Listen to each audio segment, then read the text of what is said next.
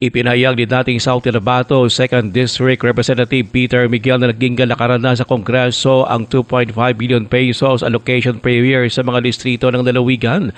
Kaya ayon kay Miguel, hindi nito kinakailang higit 7 million allocable funds sa 3 taon itong termino. Binigyan din ni Miguel ng allocable ay naaayon sa dami ng populasyon ng isang distrito. Ang malagaan niya ayon pa kay Miguel ay walang ghost project at substandard project sa lalawigan. Sa katunayan, ayon pa sa dating mambabatas hanggang ngayon ay tuloy-tuloy pa rin ang pag-turnover sa mga proyekto na pinunduhan ng kanyang tanggapan noon.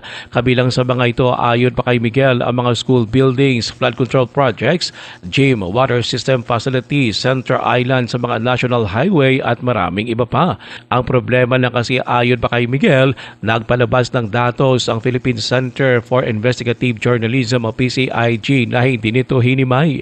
Binigyan din pa ni Miguel na kumpara sa ibang mga distrito sa bansa, kapipiranggot lang ang pondo na napunta sa lalawigan. Sabi niya dito, labi na isang panahon ni Saldico, ginaagaw nila budget. Pasalamat ako makakuha kita. Accomplishment niya sa isa ka congressman, hindi ang malain. Ang malain niya, kung butangan niya sa pila ka bilyon, 15 billion sa isa ka tuig para sa Ilocos, sa Bulacan, tapos gihimo yung ghost project, tiyan mo nang malain. Si former South Cotabato 2nd District Representative Peter Miguel.